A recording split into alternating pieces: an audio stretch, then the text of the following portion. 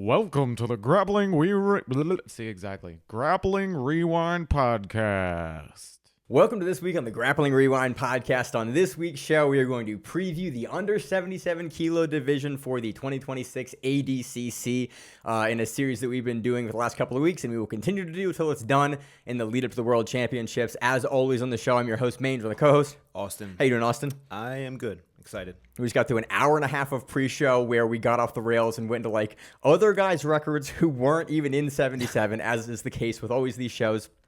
So, if you've been listening the last couple of weeks, we are skipping over 88 because we're doing 88 next, under 88 next week for the men. We're doing under 77 kilos this week. What we're going to do is the exact same thing we've been doing the last couple of weeks. We are going to run through all of the people that have been invited and have earned their spot into the under 77 kilo division for the 2026 ADCC World Championships that are happening in Poland here in about a month. And we're going to run through how they got there, things to look out for them, previous matchups, basically how we're going to seed them, and generally how we think the division is going to look and shape out. Again, given that we are a month out, there's still plenty of time for guys to have visa issues and get injured and things to get slotted around. So just be aware that this recording exists in the vacuum of when we are recording it, which is, what are we at, August? It was like 8th or 9th?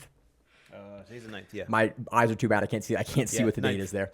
August 9th. So without further ado, Austin, let's run through it. These are in no particular order, but we've kind of put the guys we're going to run through that are the top, the higher seed, the guy we think will be seeded higher, earlier and higher up in the division. We have Mateusz Szczeciński. He's an invitation from Poland. We have Dante, invitation prior medalist from Canada. PJ Barch, invitation from the United States of America. Vagner Rocha, invitation from Brazil. Taylor Pearman, invitation from the UK. Elijah Dorsey, discretional invitation from the United States. I have no idea. 77 is the only division that has that note for like discretional invitation.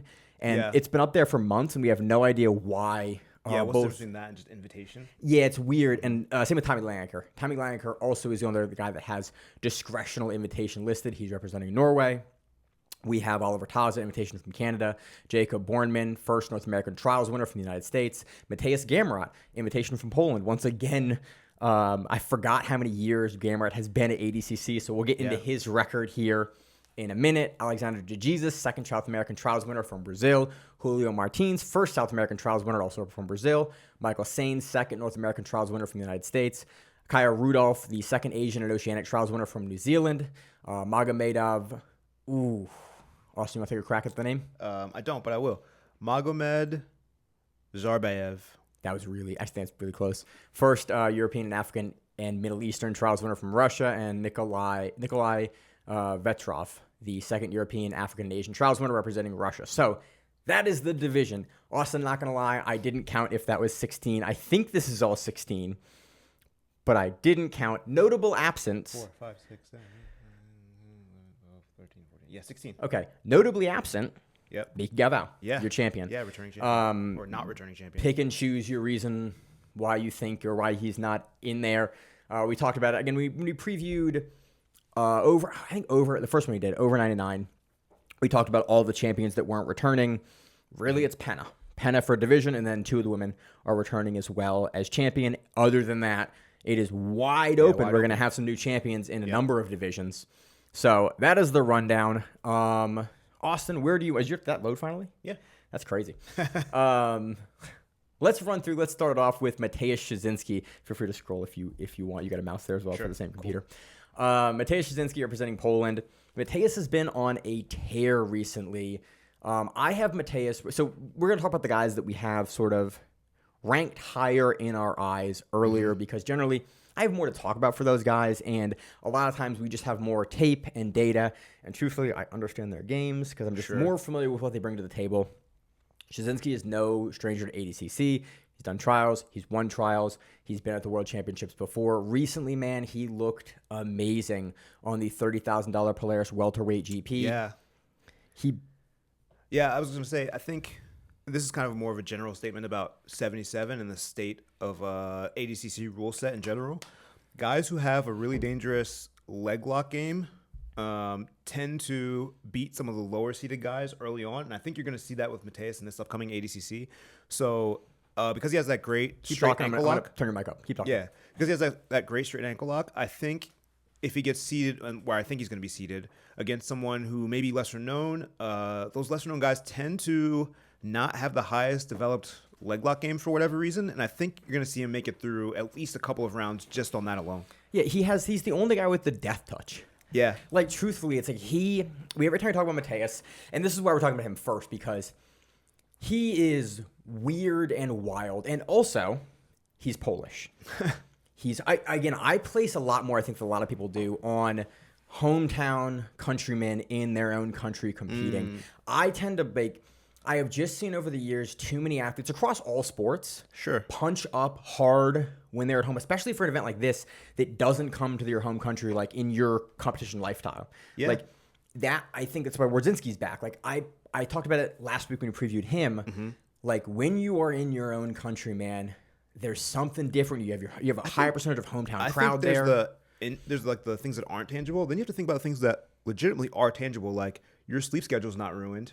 Yeah. You get all the foods that are already familiar to you are at your disposal. It's not like you're bringing There's in no language barrier. There's a level of comfort that you just have. There's no operating. extra stress of travel outside of like normally traveling within your country. Hey, you're traveling 4 or 5 hours from like wherever you are in Poland to Krakow. Right. You know, it could be 8 hours. Like, but you're still like it's us traveling to Texas or something. Like, it's not a huge jump for us to go over there and like deal with a time zone for 1 or 2 hours or something. Yeah, you'd assume a Texas hotel would be the same as like a hotel wherever you're from. Yeah. So like exactly. You're not dealing with that little small bits of stress added to what's already going to be something stressful, most likely. Yeah.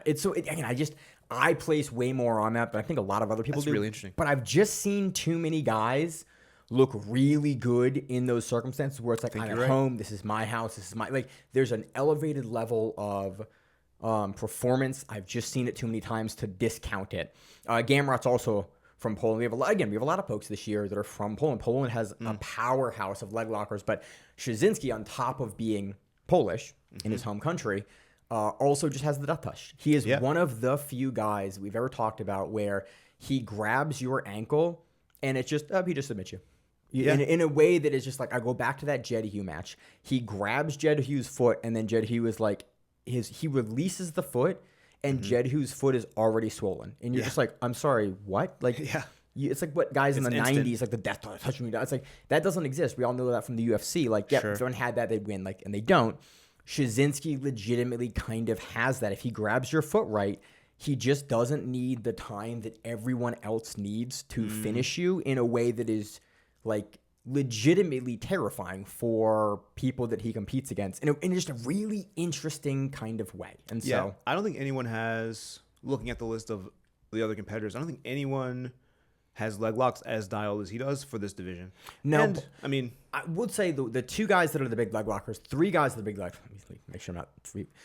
We have Taylor Pearman, who we'll talk about here in a minute, like really good single entry for that heel hook that he hits everyone with. Sure. We have PJ Barch, I think one of the best counter leg lockers in the sport. I think you're only saying that because of the Elijah match, which is not. And the Canuto match. And like he's done it a couple of times where he just like, he looked and he's like, I'm going to get you. And he counter leg locks. Yeah. And then we have, where am I? And we have Taza, who has that inverted knee bar heel hook combination he likes from the bottom. Like that is like what he's been doing for almost 10 years at this point. Like those are your big leg lockers, but Szczeciński has just been recently such an overwhelming force with his sequences. And coming off that welterweight GP win, So I mean, I don't know, he's looking pretty and good beating Barch in into that. it. Like, it's just it's beating a lot of the competitors that you would expect to see at 77 ADCC. Absolutely. So that's really what I have on Szczeciński.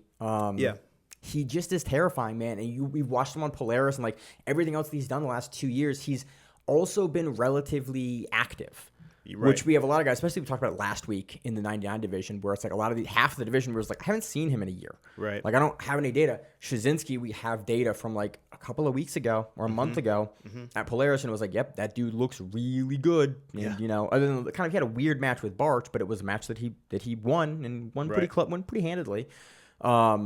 He's just looked really, really hard to beat. So that's my take on Szczeciński. Hometown, home country, crazy good straight ankle lock game, and just like a guy that can pull you into that game at the elite level. And so and he also has the armbar. like that shotgun armbar off his back. From like that.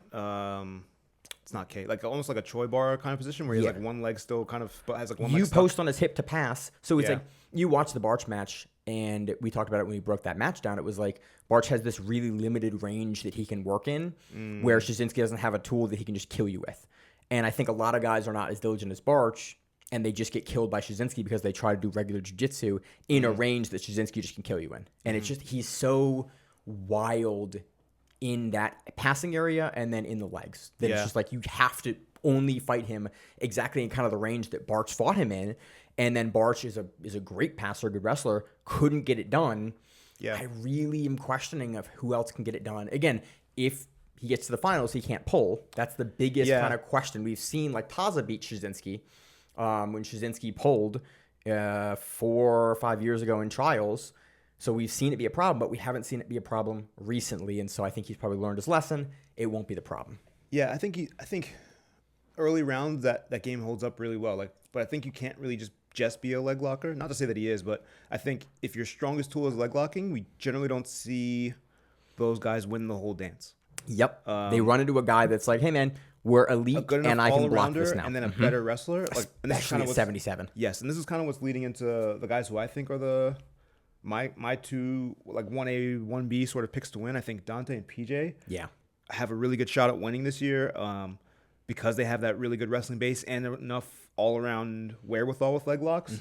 So I don't know. I could see both of them if they run into Mateusz edging out a win, like with a decision, with like a takedown. Yeah, absolutely. Or like near enough guard passing, enough pressure. I'm not saying, but I'm not saying that I know Mateusz is going to win. I'm saying that like we're talking about him first because I think you can put all those guys, kind of how we have it organized here. You can put all those guys in kind of like this upper tier, your corners of your top seed guys, your top 4. Yes. So, do you have anything else on Mateusz before we move to Dante? No, I think that. So let's move on. Let's move on to who you're talking about. Yeah. Dante. Dante has been incredibly successful in ADCC. He, in 2024, medal. I had his record here, and I don't have it up. He medaled. That's Vagner's record. Did I already blow past him? Back up a little bit, yeah. Looking, right Dante Leone. Right he medaled in. Oh, this is all formatted funny. He took bronze in the absolute in 2024. Yep. And he medaled in 2022 at 77. Took silver, I think, or took bronze. Yeah, took bronze. 22, yeah. At bronze at the weight and bronze in the absolute in 2024. Like again, he looked good 2 years ago at the division in 77, and then like he came out in the absolute, and you're like, oh god damn, this dude wants to win the whole thing. Yeah, he beat Mika, right? In the absolute. In the absolute. Yeah. I think Vagner beat him in weight, but that sounds right. Because Vagner was in the finals against Mika. I think that was how that match went. Yes. But again, Dante, man, like he is another guy that we've covered since purple belt, and he has a really good whenever we talk about Dante, we always talk about like he's got good wrestling, good leg locks. Dante wins matches with his guard. Yeah, like a lot of the times, like he just has a crazy good he plays R guard. He plays like a lot of rangy open guards where he can just force you into not being able to pass his guard, threaten the wrestle ups, threaten the entries into the legs. Like I would love to see him kind of go back to a little bit what we saw from him almost like probably 8 years ago, 10 years ago at this point, and being more willing to gun into the legs. Like he can still do it, but I think he wants to be more dominant now and kind of play the game because he has more tools. But again, you're medaling at ADCC in absolute and in your weight class, 2 different years. He has the tools to get it done. He has the experience to get it done. And depending on the bracketing, like absolutely he's a guy that if you put Dante against anyone in this division in the wrestling, like he's serviceable. He's one of the better guys. Again, aside from some of the Russian guys that I think have like very, very specific wrestling games, or like a guy like Bornemann, very, very specific like wrestling games. But then again, Dante's like serviceable in those areas and then has enough guard work to like be on the bottom and has enough game and has been there long enough to know, cool, I don't want to wrestle with this guy. I'm going to pull and force him into passing range. Or it's like, hey, force him into a leg lock battle, or force him into like Dante can take the match into other areas where somebody is stronger than him in the wrestling, which is like a short list. He can put the match into a place where he is better than, and he has the experience to know how to do that in a way that a lot of the other guys that have not been to ADCC multiple times like Dante have, and have not been against the elite level for so long might not have the comfort and the ability to do that and railroad you into their game in a way that we have seen Dante do time and time again in both IBJJF, like again, 2-time Nogi Worlds winner in IBJJF, and 2-time ADCC medalist. Like Dante has shown repeatedly that he can do it when the chips are all down. Yeah, I think it's going to be, I don't know, when you look at the guys who win ADCC, it typically isn't the guy who can out-wrestle everyone, and it typically isn't the guy who can out-leg-lock everyone. It's usually not specialists. We look at like JT's different runs over the course of years. 2 world champion, like 2 runs with no points against him. Yeah, it's usually guys who can make it a dogfight with wrestling. Yep. And can avoid leg locks. The leg lockers typically do well in the opening rounds because they can submit them and get matches out of the way really quickly.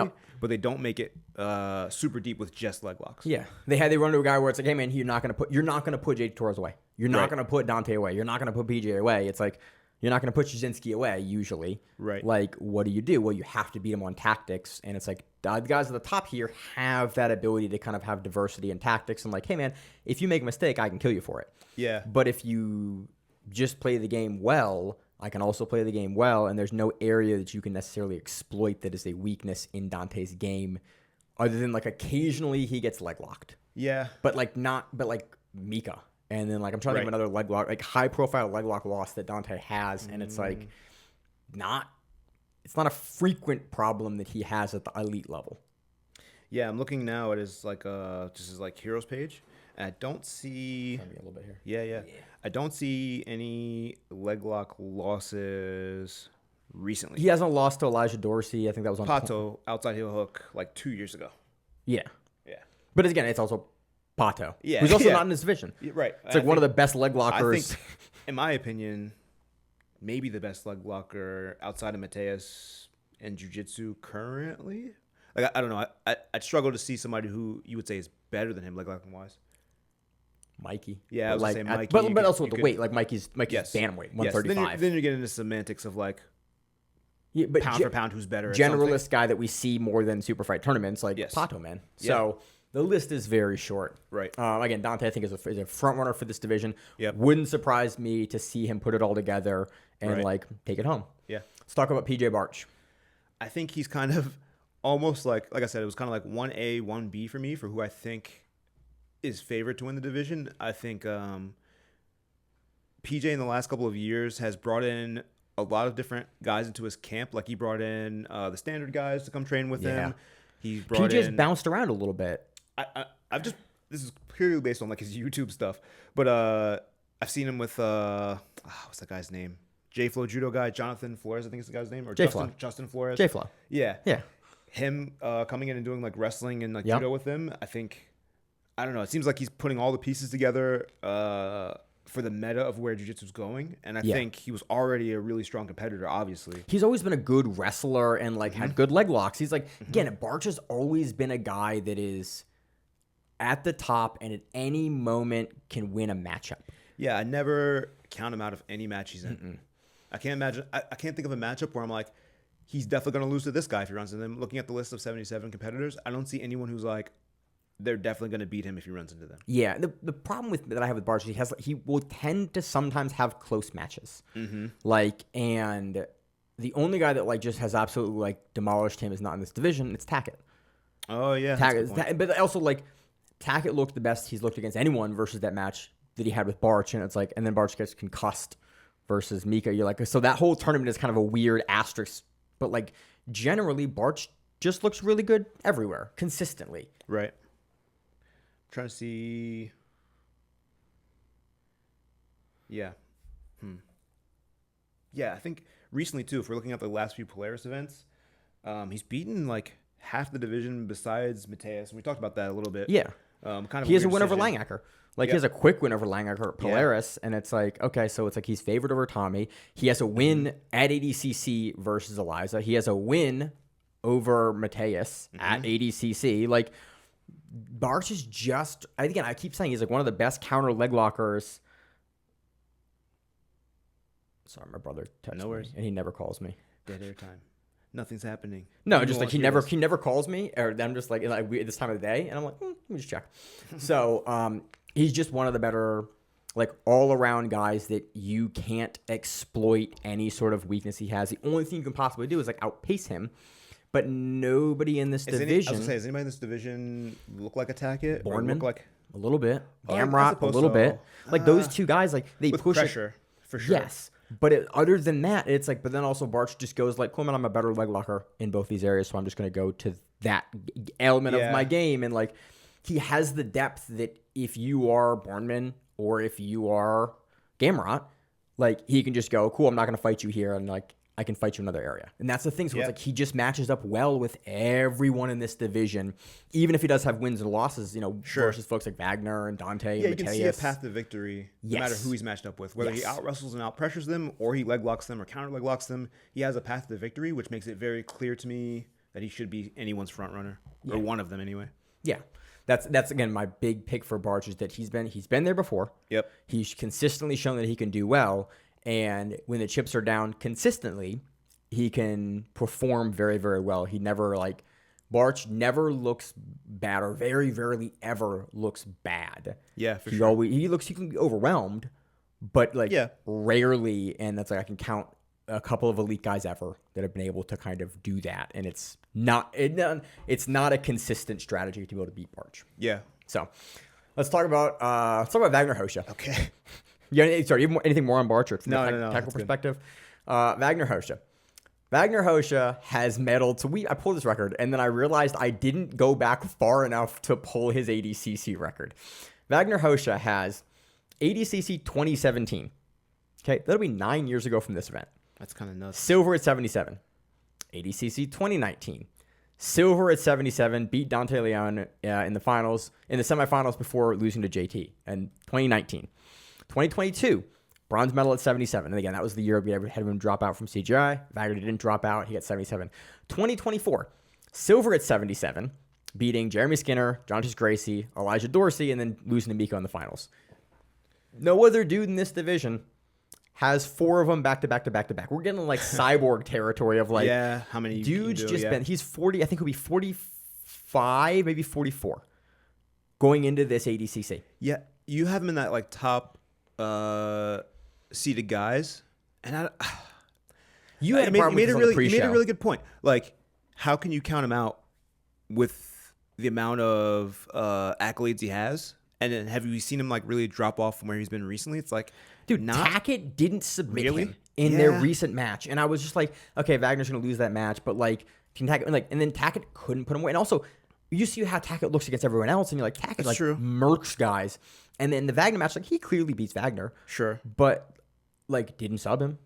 And it wasn't just because Vagner was covering up. It was just like Vagner was in that match, getting beaten by a guy 20 as old as his son. And he was also in ADCC. Yeah. And then he's just like shown that he can be there. I think Vagner had for a while had the most trials wins. And then now he has the most consistent ADCC medals.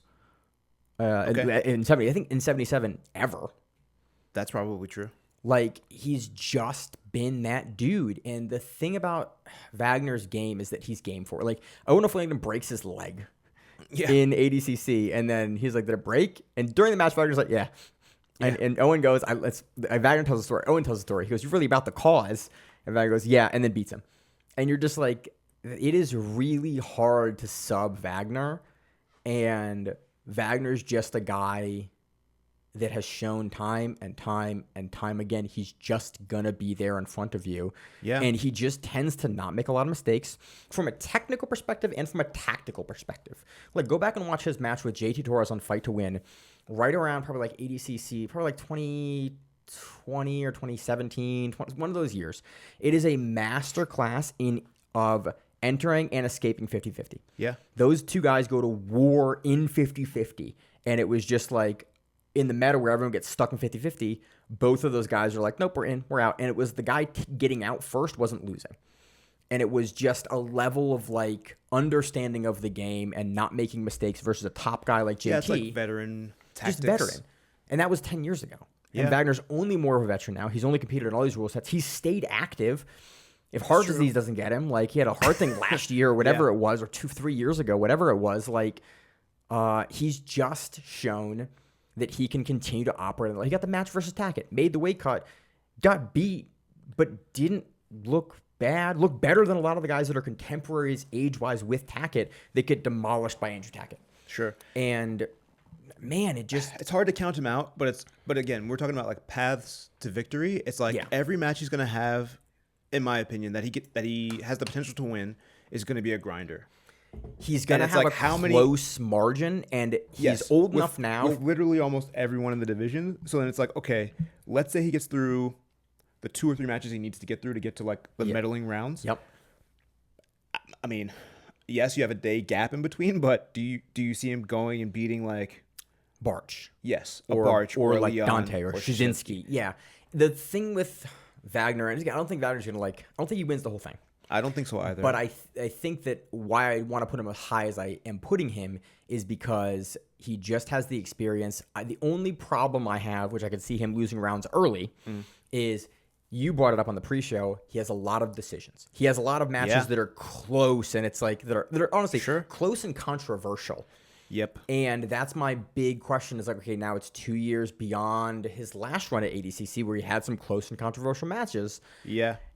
Now that he's, in his mid-40s, does the speed finally drop off enough where those really small margins that he was operating to take those matches now go really small margins the other way? That's my that's my guess. That's my trepidation with picking him to go far is that like he has a really close competitive match with a guy that like a guy like who's I think is ranked below him in the seeding, like Sainz. Like Michael Sainz is just like young, and it's like Michael Sainz is just on his game, not letting Vagner operate a whole lot, and just is more active and like just is more aggressive. Like he can just take a match away from Vagner in a way because he is just more active in a way where Vagner previously would have been kind of able to turn on the gas and put up offense. Sure. A guy that is as young and kind of hungry for it as Sainz can very possibly just win a very close match over Vagner on activity and aggression in ADCC. And that's where I kind of I'm hesitant to be able to pick Vagner, but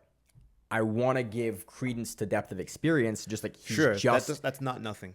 Yeah, he's just done it so many times. He's won trials multiple times. He's medaled 4 events in a row over the past 9 years. Yeah. Like, that just means something. To me, that means kind of like it might come down to just seeding and kind of like tournament weirdness where it's like this guy who wasn't expected to beat somebody beat somebody in our top 3 guys. And then if Vagner gets him and you're like, just demolishes him. Yeah. Yes, and then Vagner maybe like outpoints that guy.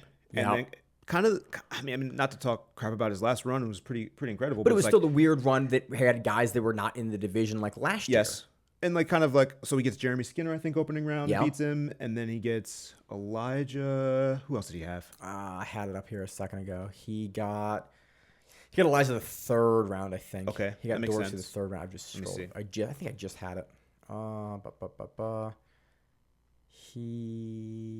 It's Janatis Gracie he beats 2-0. Yeah, Janatis Gracie. Yeah. So he beats Skinner, then he edges out a win against Janatis, and then I think he beats Dorsey in a decision to get to the finals. I think so. That sounds close. Yep. And then he loses to Mika in the finals. Right. But like weirdness of like, it's like Elijah was kind of an upset, favorable run for him to be able to be like Elijah is a guy that'll fight you. And that's Elijah's good. Don't get me wrong. I'm not saying taking anything away from him. But he'll fight you for a 2-point victory that and if he can't get it, like it is very like Elijah loses a lot of matches in the same way that he wins a lot of matches on a really, really thin margin. He's good enough to be able to win it on thin margin. But again, those matches can go different directions depending on how you look at like just the level of activity. Right. So that's my piece on Vagner. Anything else on closing thoughts for Vagner? No, I think that's probably the perfect place to put them. I would even put like the way we have it on this document, this Word doc that we're kind of referencing. It has like our top 4 guys, and Wagner's like the 4th guy. And I might even put like a space between him and like the other 3. Yeah. But that doesn't keep him out of the top 4. It's just like a symbolic, like, I don't know. Yeah, it's like with all the guys that get older, it's like what I've been doing with Cyborg for 8 years now. Right. Is like he's too old, and then he is not, and you're like, he's not. Well, apparently, and that's why I think last year I stopped picking against him. I was like, at this point, man, I'll just keep picking him because I've been wrong for a decade now. Like, whatever. Let's talk about Taylor Pearman next, a man whose name I can finally get right because you at ADCC were like, we were sitting in the kitchen at the Airbnb, and you were like, you like pulled me aside, and you were like, you have to stop calling him Pearman. I was like, his name is Pearman. Yeah. And every time I say his name, I think of you making a hard eye contact with me in the kitchen going, his name is Pearman. Yeah. I don't know. I have little weird OCD stuff sometimes for no reason because it's not like he's my best bud. It's stuck in my head though. And I've not messed it up much on the show since then. Yeah. You know what Pearman brings to the table. He is going to True. enter underneath you. He's going to go into the leg lock. He's going to go into the heel hook that he does. Yeah. He has some other pieces of game. When it is successful, it is extremely successful. When it does not work and he can't sweep you, or he runs out of activity and aggression from the bottom, he loses. Yeah. That's the match. This is an interesting one. He did 88 second trials, I think, Europeans. And he lost to in the finals to the guy who we'll talk about later, this Russian wrestler guy. But he lost by a penalty because he pulled. Yeah. And it's like, man, like if there's no path to victory for him with wrestling or any kind of like scrambles, anything where he's like not on his back, then it's like I think he's gonna have a tough go, even at 77, which is his natural weight class. Where's she gonna open the gym, by the way? So we have time. Okay. I looked at the clock. I was like, she's gonna open the gym. Yeah, I don't know what his. I mean, his obvious path to victory is leg locking everyone. Is But the like I same said, thing he done for all the trials. Like the thing he does to everyone. Like yeah, that's the and thing he's he does really to everyone. good at it. But it's hard to see how deep he can go, or anybody, in my opinion.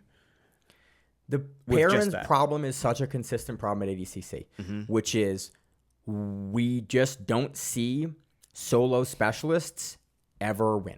Yeah, And that's what Pearman is. Pearman's a really good specialist in like for sure. he can do some other things, and we've seen him like again that heel hook he has over Bornemann, which is controversial and weird. And we talked about it back and forth, but it's like he's getting there on a guy at his level. Yeah, But the weirdness with Pearman is that he becomes kind of like Oliver Taza, a game plan problem where it's like, this is what he does. Sure. And enough guys have beaten him now where it's like, this is how you have to beat him. Yeah. And the lack of wrestling and the lack of willingness to engage in wrestling, especially when you go to the finals, if he makes it that far, is a huge, like, he has lost on the pole before, and he lost the pole, not in the World Championships, but at trials. It's like you've lost at a level that was below the level of the World Championships. Granted, for that was at problem. 88. It was at 88, but also like the game didn't change. That's and true. if not anything, like the wrestling at 88, I don't think is as good.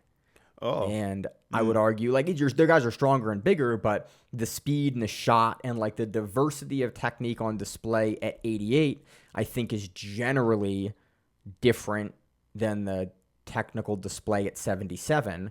And the guys are they're stronger, but they're slower. And I think that kind of plays into Pearman's game, if anything, because he is the fast guy at 88. At 77, maybe he's not quite as fast, but I think he's very like serviceably fast to get to where he wants. Yeah, that's kind of a yes. I think there could be a circular argument made for if you're going into like Eastern Europe, you could probably leg lock a lot of wrestlers, but then you could also be like, well, a lot of wrestlers are just going to pressure you to death until you get it. So it's like. You can't really like It's absolutely a circular math argument. That. Yeah, you can't really MMA math that one for which one will do better. But he did. I mean, he got Also, to the finals. We've been MMA mathing this for the show for almost 10 years now. That's Yeah. what we do on the Grappling Rewind. I mean, it's that's just true. MMA math, like this guy beat this guy, and then no context between. Like you Yeah. talked about earlier in the show on the pre-show. Yes. we were talking about Pearman loses to Julio Martins because you went back and No, we're talking about him losing to. Yeah, it was Martins. Martins, I think. Yeah. At Polaris. And then, because you watched the matches, and Yeah. I was like, I think Pearman had like 4 or 5 matches Yeah, in I had a no row. context before that match. Yeah. Yeah. But it was like, and that's one of the things it's funny. We have a lot of these guys on squads. It is very funny because you go back and look at a record and you're like, he beat him? And you're like, yeah, That's man, generally he how I had- watch jiu-jitsu too. It's like I watch a ton of jiu-jitsu, but it's usually like isolated when like something cool happens. When they first started doing squads events, I talked about it as like a weird, it'll be a problem in 10 years, and it took like 6 or it took like 4. Where it's like you're looking at records and you're like, he beat him. You're like, yeah, he had 8. He'd had 11 matches that day. And you're like, Right. oh, that like you lose the context looking at a record in Yeah. a way that it's really funny. even to in forget. this case, when you like watch the match, but in isolation, Yeah, like you don't. Like, why is Pearman so tired? It's like you have no because like the match starts and it looks like any other match start where both guys are even. Sure. And it's like Pearman has had a 30-second break, 3 matches in a row, Right. and then Martins is like ready to go and like subs him. So the record for these when you go through and make these shows, it makes me laugh because the diversity of jiu-jitsu rule set has always been a problem when you do MMA math. Sure. And now we have like squads in here, and you have a lot of matches on squads with a lot of the guys in ADCC. It has just exacerbated the problem in a very funny way, where it's like you're looking at records like, he has a win over him. Oh, that was in the gi. Oh, that was in the gi. Oh, that was here. Oh, that was at juvenile or something like that. Right. Oh, that was on squads. The context is always funny to me. So yeah, I think Pearman, we have just not seen a specialist in modern history ever go all the way, and Pearman has had problems, which again, why he's in that 5th slot for us, Right. because we've seen him have problems with the ADCC rule set with his wrestling. Yep. Anything else? I think that covers it. Still, That's pretty high up. When you look at a division of like 16 kilos, I'd say 5th's not a bad spot to sit in just like for the opinions of two thing jabronis, The thing that he does works really well. Like he Yeah. gets to that leg lock on almost everyone, Yeah. or he forces guys into defensive so much where it's like his guard is good enough where not a lot of guys like easily pass it. And if you pressure him long enough, eventually he's going to get underneath you. He's going to turn you. He's going to break your leg off. Like that's his game is. I don't call it limited, but it's like very honed down to a thing that works really well. Yeah, as a in this specialist, rule I think set. is a good way to put it. Specialist. Let's talk about Elijah Dorsey. Okay. We talked about him a little bit here in these earlier matches, but Dorsey is a guy that can absolutely take the whole thing. Okay. Yeah. Always my problem when we talk about Dorsey is the margins in which he wins. He will absolutely play the game down to a 2-point match and be looking for those 2 points in the last 30 seconds and get it. Yeah. But he can absolutely be looking for a comeback in the last 30 seconds and lose it. Yes. I think that is indicative of his background and the school he comes from. I think a lot of those Lloyd guys, they do play to our diversity of rule sets. They're all really talented. They're high-level guys. And this is not to take away from them, but I do think they play the sport side of jiu-jitsu a lot. Like a lot of them are really good IBJJF guys. Yep. A lot of them is a great IBJJF. A lot of Kim them is are a good IBJJF guy. Yes, a lot of them will out-wrestle someone or out-pressure someone, out-position someone. And when they get to the high level, they're beating guys by like 2, maybe 3 points, some ads maybe. And they're very cleanly in the rule set beating them. They're winning, and it's not. I'm not taking anything away from the wins, but less so like or I guess my bigger point is that they're not beating someone so handily at the high level. It is not a dominant win. Yeah, they're not subbing a whole lot of guys. I wouldn't say like they don't have a lot of like guys who you're like, this guy from Lloyd's is known for this sub. Yeah, it's not a thing. They're winning. They're winning by the rule set, which is fine. But 100%. When you get to ADCC, it is very rare that a guy that is not super dominant in like at least an area, like a guy like think about JT. Yeah. Inside outside trip. Like, hey man, JT was getting you down. Like it wasn't flashy, it wasn't crazy, but it's like he was gonna get you down. But you scoring, weren't gonna get him down. Scoring clearly. Yes, but he had a pathway every time to consistently score on you. Dorsey has a diversity of ways that he can score. For sure. But I think he's really good all around. I think he's a better passer than anything. That's a good point. But I think that the problem is that there is not one thing that he does that is like overwhelming enough that he can leverage in the late rounds. Yes. Versus like, again, more of the specialists like Pearman. Yeah. If you look at a thing that he's gonna win for sure with in opening rounds, it's harder to point to. Right? Yeah. Like, okay, maybe he beats someone in like some positional stuff. Like maybe he gets that lightning decisions. lock from the back. Maybe he doesn't though. Is the issue. And maybe he doesn't. That's the weird thing is like Dorsey, you go back and watch his match with Nicky Ryan at Trials. And it was like Nicky Ryan was gunning through everyone. And Dorsey was looking good. It was kind of the first time if you weren't local, like we were local, it was the first time that the bigger landscape really got an idea for Dorsey's no-gi game. And Nicky Ryan's killing everyone in that tournament. It was his first tournament back. Finally, like, it looked like he was going to be the one. And Dorsey just kind of like takes him out of his game, pulls him, beats him by 2 points. Yep. And you were like, oh, Nicky Ryan was killing everyone this entire tournament, and you just like, nope, we're going to sport this. Right. And he just took it out. He just took the fun out of the game and beat him on 2 points, and it was very clean. It was very clear, and that was it. Like, Dorsey can do that to anyone. Right. But the margin is never going to be 8 points. And that's the problem. It's only ever going to be by the minimal margin that he is required to win by. And I just think that is a really tough strategy at the World Championships. It's kind of the same problem we have with Vagner. Is like, man, it's a really close decision victory margin. Like, and Dorsey a lot of times doesn't have the activity to have that decision go his way. Yeah, 100%. So that's where Dorsey is, I think. Again, he could 2-point his way to the championship. He has the skills to do it. We want to talk about Oliver Taza, another guy with a lot of experience in ADCC, multiple-time trials winner, done East Coast, done North American trials, won European trials a couple of times, representing Canada now. Taza's a game plan problem for all these guys, man.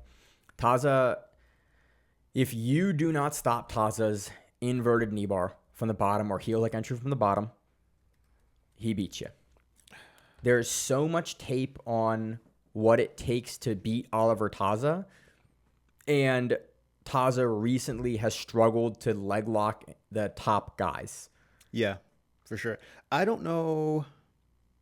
Yeah, I kind of have him. I don't know. We're talking about Taylor and we're talking about Elijah, and they kind of have the opposite problems, right? Like a super specialist versus a super all-around guy. And Taza feels like the active competitor strategist who I don't really know how he beats guys at the high level. He can beat a ton of guys who are pros, obviously. Yes. He can make it to the dance, but I don't know what his path is to beat some of these mid-tier and top-tier guys. Just been so close for so long. Yeah. That's my biggest problem with Taza is that, like, his game has looked so similar for so long. Mm-hmm. His wrestling is, like, always been his weak point, but it's never really as weak as he has improved it since it's been his main weak point. Since lost at trials, man, like he has improved it, but he tends to not make a lot of tactical rules mistakes, and he tends to know how his game operates. But my biggest knock against Taza, it just always has been like, don't let him get to the place where he can turn under you for that knee bar. Yeah. And then it's like it's a heel hook nowadays. Or but inside like, heel hook. Yeah. don't let him get there, and then you can beat him because he will focus for that, and you can kind of dangle it out there enough for him, and then take it away enough where it's like you can kind of let him burn the match away, not getting what he needs, and you on top working or just being more active and just passing and like forcing him into a defensive guard. When he's passing on top, he is very good. I'm trying to think of like where my issues were with his passing are. His passing is good. Yeah, it's I think slow is the problem. Okay, that's fair. I think he's very good. I think who is he beaten that's like on the level right now that are like guaranteed medalists? Like when you look at, like I have it pulled up. Yeah. If you look at like the list of like guys that he's lost to, it's all really good world beater guys, and like most of his recent wins aren't those guys. Yeah. It's like in 2025, like again, lost to Kenta Iwamoto, Paolo Jaworski, Roberto Jimenez, he wins over Jonathan Gracie, loses to Renato Canuto, wins over Kyle Chambers, loses to Mika Galvao, win over Davi Ramos. That was huge. ADCC 2024. 77, yeah. It's also like that was a Davi Ramos coming back when we were like, oh shit, Davi Ramos is back. And yeah. like, how many years ago was the Flying Triangle over GSP? 2004? Sounds right. 2007? Like, still. But yes. Long time ago. Like, again, he's win over Gavin Corbray in 2024. But like 2025, he has a loss. He has a loss at ACBJJ to Nikolov, who's also in this division. Chris Wojcik, at who's number 131. Fabricio Andre, BJJ Stars 18. Owen O'Flanagan. He has a win over by Zelok at Polaris 34 back there. Yeah. He has a win over Mateusz. Sorry, he has a win over Owen Jones, but again, different weight class there. It was absolute. He has a loss to Mateusz Szczeciński again by decision here. So it's like he just consistently has not been able to beat those upper echelon guys in his division, right? Or outside of his division, and that's sort of always been where Taza has just in the elite game, but almost a gatekeeper to like the top 5, depending on the day. He's a super active competitor, but I think if he runs into somebody like Elijah, like who's more of an all-arounder, I don't see him winning. That doesn't mean it can't happen. I just don't see it. But I could see him like potentially throwing like some sort of inside heel hook, like a diagonal ashi, kind of like that Z-lock kind of setup. Yep. And catching somebody like Dorsey, but I don't know. It's a hard way to win. It's also he's such a known. It's always been a knock on Taza. He is such a known quantity. Yeah. If you're losing to Taza, a lot of times it seems to be like it's a tape study issue. It's like like an informational gap. You just let him do the thing that you know he does. Yeah. And if you do that, you lose. And if you don't, and a lot of the elite guys have just studied what Taza wants to do. Yeah. I kind of want to make a distinction here between like guys that you know what they're going to do and you can't stop them from doing it if they get deep enough, like Pearman. a Mateusz or a Pearman. Yeah. There's guys who have like kind of a it factor thing, kind of like and I hate to use like these old school sort of antiquated analogies, but like a Hodger Gracie cross collar choke. It's not like you don't know what's coming, but he clearly does something different that people cannot stop. Yeah. And I feel like there are people who have certain specializations in that way. And I'm not saying that, like, I don't think Taza's diagonal ashi is on that same level. It's a really strong tool of his that he relies on, but I don't think it's something these days. He doesn't get you there, and he gets everyone. That's the problem. Right. It's like there are avenues out of it to play out of it before it gets there, or when he gets there to play out of it in a way that just doesn't make it that crazy tool in a way that Mateusz' Yeah, it's not this ankle lock magical is. thing that I think that can't be defended. You can play around it and through it a little bit in a way that you really just can't with Pearman and Szczeciński. Yeah, I'd have to go back and see people that he catches like deep into like that kind of diagonal ashi position and see like how many people have success, because I don't have the number, so I could just be talking out of my butt. But I think that it doesn't seem like as strong of a tool as some of the other guys in the division. Yeah. So that's what I got for Taza. Again, a lot of this is where he seeds, and then like what his rounds look up. Because again, a lot of any guy in the top half, given the seeding, given the day that guy has a day, like they're making it. Let's move on. Let's start Tommy Langaker. Tommy Langaker representing Norway. We saw him at Polaris squads. He's coming off of having some problems with substances. He's looked okay, but he has not looked like the Tommy Langaker of old. Yeah. And he looked good. He looked okay at Polaris in the welterweight GP. He wins the first round in a close back and forth with the rounds, and then he loses pretty handily, pretty quickly to Barch. That's sort of where I think Langaker, we're in that kind of the second half of the guys now, so these are the order here is a little less. I have a lot less notes on a lot of these folks, which is why they're lower down in the show here. Langaker he's 8th in this list total. Yeah. Which is kind of, I think that's kind of the best place to put him, because we straight up don't know. Like he's definitely like a top tier talent. Yes. And we've seen him be really good in the past. He's had some, like we said, kind of hinted on this. He's had some personal issues lately and still kind of competed at the high level, even with those personal issues. Yeah. And so it's like, we don't really know what we're going to get when he shows up. Yeah. Hopefully it's the Tommy of old. My biggest thing is like Tommy of old was like 10 years ago. And we always talk, Josh and I talked about earlier in the show, is like Langaker is the guy that any given time can pull a rabbit out of his hat. He could just, and the problem with Langaker now is that he doesn't have that like he used to when he was really young, when he was like mid-20s, early 20s. I suppose. I mean, he won Nogi Worlds like 3 years ago. Okay, well, I'm wrong. That's fine. I can be wrong because I just have anecdotal data exclusively. That's fair. But then he had all the personal issues, and it's like, I think when you have substance issues, guys typically don't come back with blazing speed. It does some stuff to your body that maybe so. I think a lot of what Langaker did so well with is that like when the chips were down, that dude could just like, I'll triangle you, I'll make it happen. And he has like a couple big wins over guys where it's like losing, flash triangle, and you're like, that's crazy.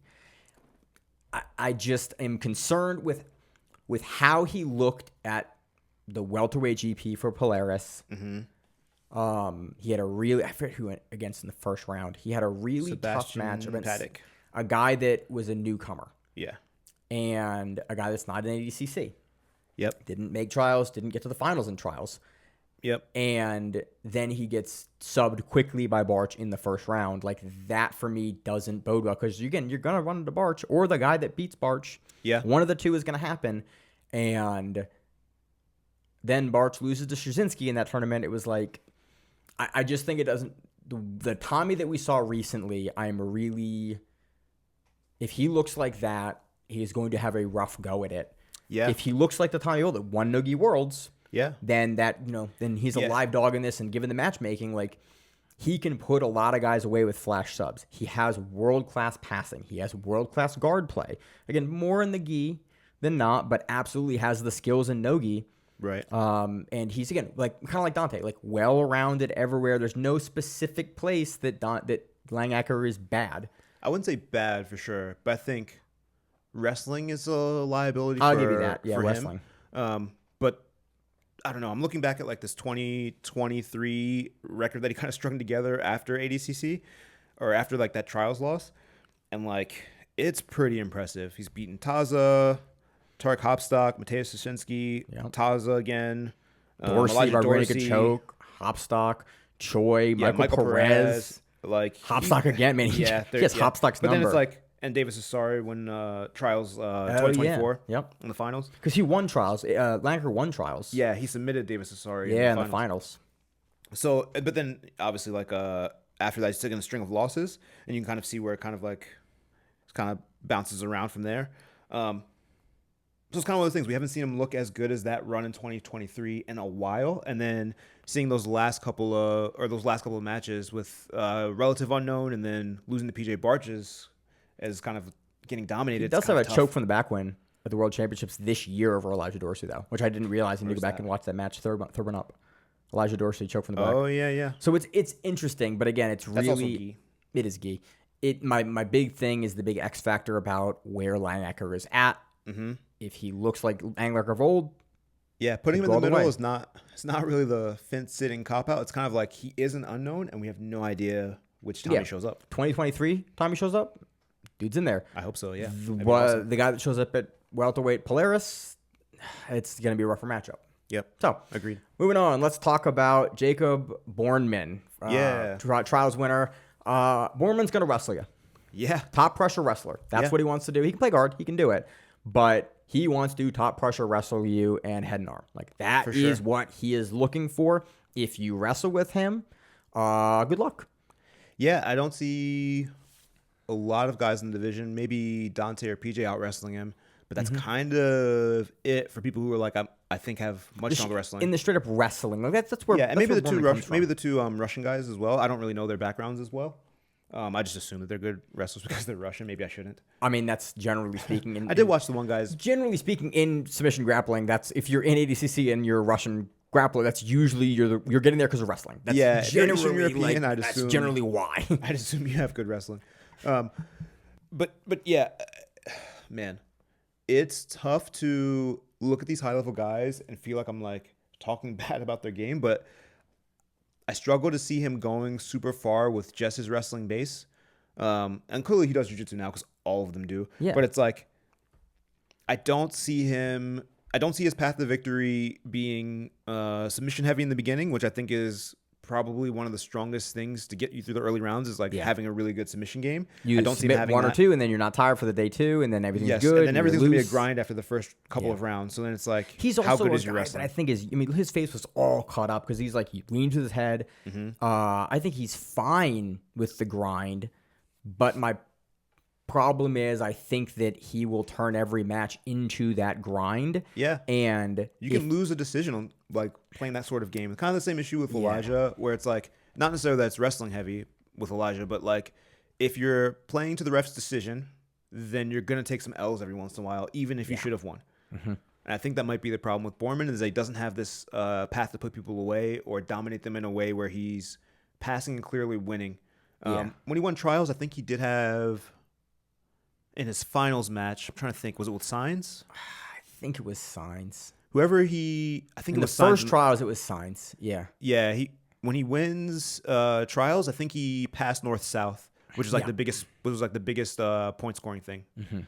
But yeah, and then even the match with like Max Hansen, it was a ref's decision. He couldn't really pass. I really kind of thought Max got pretty active there towards the end, and I could easily see it going the other way. Yes. And that's not to take away from either athlete. They're both really good. But it's like, I don't know, man. If that's how you're going to kind of perform in the World Championships, you're going to you run the risk of taking some bad decisions. Yes.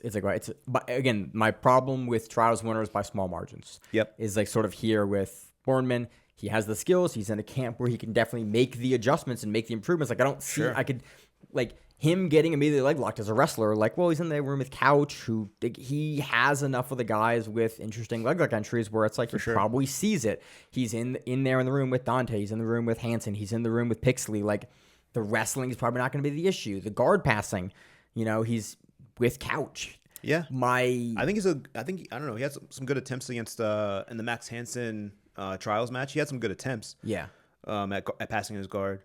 That match ended up going to decision. But I think his passing and pressure are going to be the biggest tools that he has. But again, when you're getting it to the championship level, it's tough to pass anyone's guard. Yeah. So it's guys have more complicated guards than Sainz has because they're just more experienced, have been there. The guys like Vagner that have medaled 9 years in a row at ADCC. You're going to run into the guys who have some of the best guards and leg locks in the world, obviously, and then you're also going to run into the guys who have a better pedigree of wrestling than you, or a better pedigree of wrestling for jiu-jitsu than you. So then it's like, well, how do you take those guys into deep waters and win? And that's kind of going to be the question. And that's my problem is like he's young. I think in 2 years or 4 years, this would be a very different discussion if he keeps keeps improving at the rate he is improving. 100%. But right now, it's like, okay, I want to see where his skill set lies for this ADCC. Right. Let's talk about a guy who's been to the dance before, Mateusz Gamrot. He has won European trials twice in 2015 and in 2018. He has medaled multiple times in 2019 and in another year that I have somewhere down the sheet. Right now, fights in the UFC. Has crazy. Absolutely an insane pace. He is in again. He medaled at trials as well. Like, Gamrot's just been around forever. He's primarily an MMA fighter nowadays in the UFC at the top of the UFC. Yeah. But he's back here doing this again. Yeah. You can leg lock Gamrot. That's the biggest thing, and you're in a division where guys are like, again. He loses to Gary Tonin, ADCC 2019 first round by heel hook. Like Mateusz, he's a good presser wrestler. He knows how to get it done. But if you can get on the legs, you're fighting a guy that's been fighting MMA. Yeah, I'd assume he's going to be like one of those opening round guys they feed to one of the top seeded guys. And kind of because he's like the hometown guy, he's Polish. So I think that's going to be kind of playing into, he's in the UFC. He's obviously going to have a lot of popularity in Poland. Big name, and really like, he also has the experience. Like, very few guys in this bracket were in ADCC in 2015. Right. Like, dog, that was 11 years ago. He was in ADCC, and he won trials before that. Like, he has had a very long grappling career at the highest levels to be able to make it to ADCC multiple times, then have a gap, like a 6-year gap. For sure. And then come back to ADCC. Like, it speaks to his pedigree. But this is my classic pick against the MMA fighter. Yeah, I will always pick against a guy the MMA fighter doing something else. Yeah, their attention has to be too divided. Yep. If you are focusing on striking in any capacity as a professional athlete, your grappling is going to suffer. You agree. are not going to be operating. All Mateusz Szczeciński is doing and Dante Leon are doing is grappling. Yeah. 6-7 days. All Mikey Musumeci is doing is grappling. Well, maybe not these days, but yes. But you can find a little footage, but that's what they're doing. Right. If suddenly you have a guy that's splitting time doing something else, like Vagner in the years that he was in the UFC was not the grappling athlete in a different era too. But like, they were like, he was splitting time. Guys are splitting time. The sports have diverged too much where it's like, you need to be spending all of your time doing just submission grappling if you are going to compete at this level. And Gamrot is at the top of the UFC right now. Yeah. It just that's why I'm picking him as low as I am. Right, same. He is as high as he is because of the experience. Right. Because he knows how to be there. He's been there multiple times, which is most guys. He's a world-class competitor. Yep. Most guys never make it there twice. Most guys never make it there once. He's been there. This will be the third or fourth time he's been there. I think fourth time. But that's where Gamrot is in known quantity. He is a guy that will push a pace on people and will win on pacing. If you let him beat you on pacing, he will beat you on pacing, and his wrestling is good enough where he can get you down and he can force you to play guard against him. And that's I think, his path to victory. His pathway to loss is getting leg locked again. I think you've covered it, yeah. So let's move on to the guys that are most of the trials winners. From the first and the second trials, we have Alexandre de Jesus, second South American trials winner out of Brazil. I don't have a ton of data on him, ton of information on him. Yeah, he's the Calisans guy, right? I think, yeah, he's the Claudio Calisans guy. Got his black belt from Claudio Calisans. Yeah. I don't have much here on Julio. If you have more, I can stop over, but I just don't have a whole lot of data on him. I think, man, I get these two confused. I get Alexandre and Julio confused a lot. So forgive me if I'm talking about the wrong person. He has won trials. This is the second time he's won trials. There's a match with the guy from Argentina. I'm blanking so hard on his name, but he fights out of Kingsway, but he's from Argentina. Mm-hmm.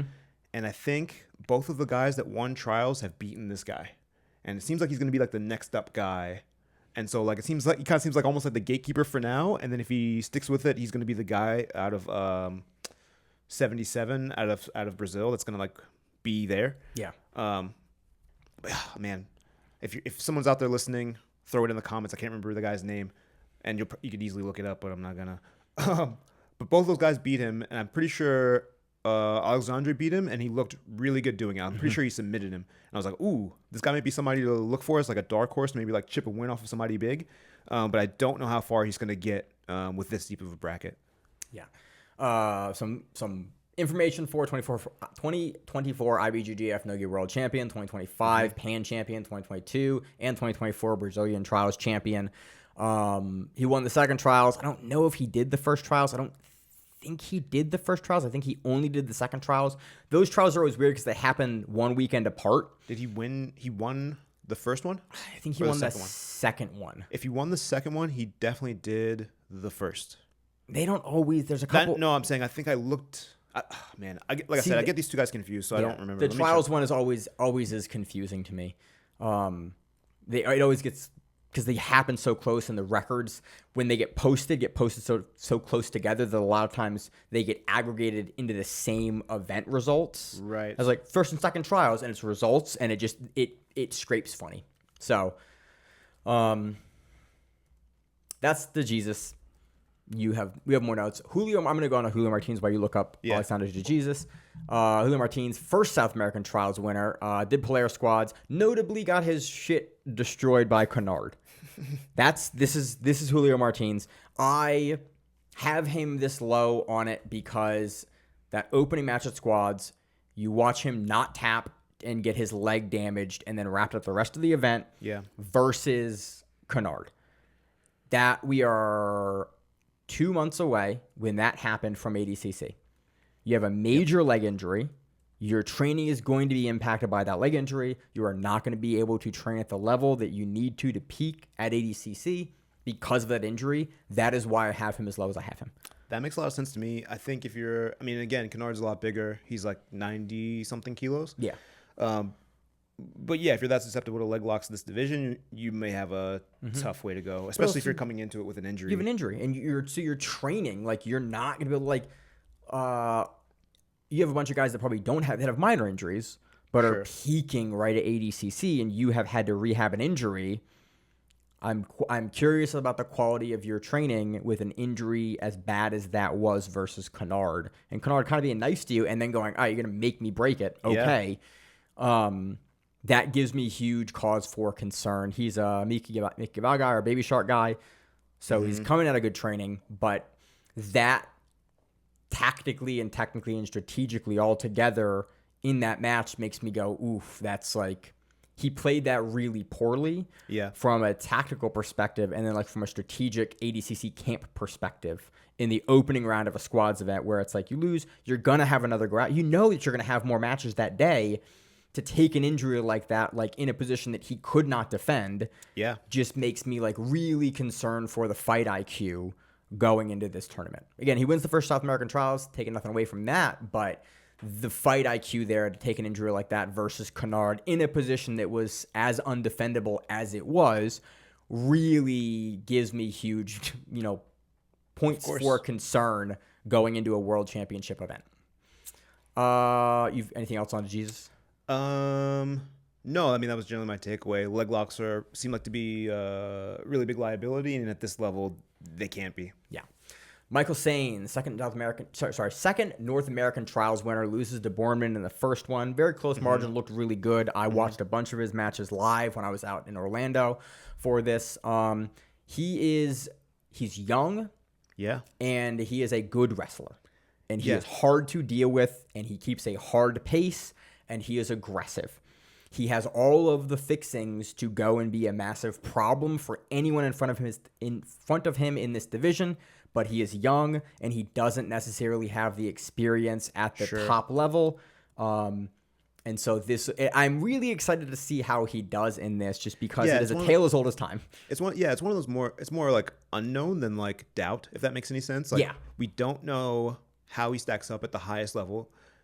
He's looked great at trials, obviously, when he won. And in his super fights, he's looked really good. Like, he's looked consistently like I think he had a super fight on Who's Number One, and I forget who he was against, but I was like, good question. I watched him, I was like, ooh, you're not just the pressure wrestler guy. You're also like, you can play guard. Like, he can kind of do way more than I would expect given his high school wrestling pedigree. Mm-hmm. And I remember specifically watching him in one of the pro events and going, there is more to your game than I expected. Like, he's a guy that is willing to play guard and can play guard. He has very heavy pressure forward wrestling. Like, he's hard to deal with wrestling. Like, I was surprised about his game, but it just comes down to, will that work against Vagner? Yeah. Will that work against Barch? It's like, will it work against Dante or Szczeciński? Right. It's like guys that are just like, hey man, I have seen the young prospect with cool skills and technique with great pace 100% try to take me out before, and they've not been able to. Can he get the experience that he needs ahead of ADCC to buck the trend in that? I don't know, but I'm excited to see what he brings. Yep. Because him and both his brothers, I think, are really interesting prospects that have a depth of game that it makes me really interested to see how they're going to lay out. Yeah, 100%. It's kind of one of those things where you don't expect a rookie prospect to do well, and then when they do, you're stoked for them to see what their future's going to hold. And if they don't, you're like, all right, man, now you have the experience to bring back to your team and work on it. It's like early career couch. Exactly. It was like, he looked okay, had the match with Gordon, really kicked into high gear for a while, and then you're like, oh yeah, you can really make a run. Won trials after that, and it was like this little stepping stone of like, you got a feeling for what that elite level is, and then it really changed your game and changed your training in a way that you made big improvements and then got to the dance on your own accord. Exactly. Sainz, I think this could be a very similar experience builder in that way. But again, also, man, he's young. He's got pace at 77. For sure, pace. That typically hasn't been enough. But he has weirdly enough, a similar game to the way that JT Torres plays it.